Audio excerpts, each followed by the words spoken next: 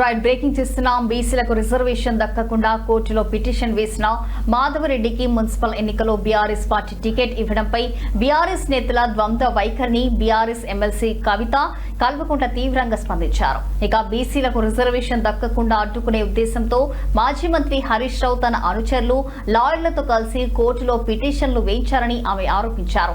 బీసీల హక్కులను కాపాడుతున్నామని చెప్పే బీఆర్ఎస్ పార్టీ వాస్తవానికి రిజర్వేషన్లకు వ్యతిరేకంగా కుట్రలు చేస్తుందని కవిత విమర్శించారు.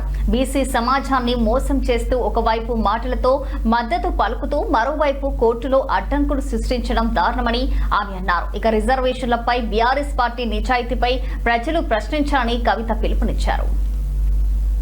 ఆర్డర్ కూడా తీసుకొని రావడం జరిగింది.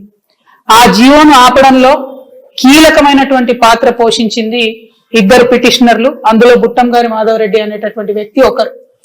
మరి ఆ పిటిషనర్ ని ఇవాళ బీఆర్ఎస్ పార్టీ బాజాప్తా టికెట్ ఇవ్వడము మున్సిపల్ ఎన్నికలలో అంటే బీఆర్ఎస్ పార్టీ మరి ఆ కేసు వేయించిందా, లేకపోతే బీఆర్ఎస్ పార్టీ బీసీలకు వ్యతిరేకమా, లేకపోతే బీఆర్ఎస్ పార్టీ 42% బీసీలకు రిజర్వేషన్ ఇవ్వడాన్ని కంప్లీట్ గా వ్యతిరేకిస్తుందా అన్న విషయం మాత్రం ఆ పార్టీ స్పష్టం చేయాల్సిందిగా తెలంగాణ జాగృతి నుండి మేము డిమాండ్ చేస్తా ఉన్నాం. ఎప్పుడైతే ఈ కేసు పడ్డదో ఆనాడే మేము చెప్పినాం, హరీష్ రావు గారికి సంబంధించినటువంటి మనుషులు, హరీష్ రావు గారికి సంబంధించినటువంటి పర్సనల్ లాయరు ఢిల్లీ వేదికగా ఈ యొక్క పిటిషన్ వేయించడం జరిగింది.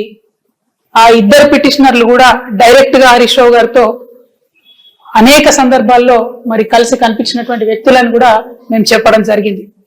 అదేవిధంగా హరీష్ రావు గారి పర్సనల్ లాయర్ ఏదైతే ఉన్నారో ఈ పిటిషన్ వేయడంలో చాలా కీలకంగా వ్యవహరించారనేటటువంటి అంశాన్ని కూడా మీ అందరి ద్వారా ప్రజలకు తెలియజేస్తా ఉన్నాం. ఆనాడు కేవలం ఒక హరీష్ రావు గారి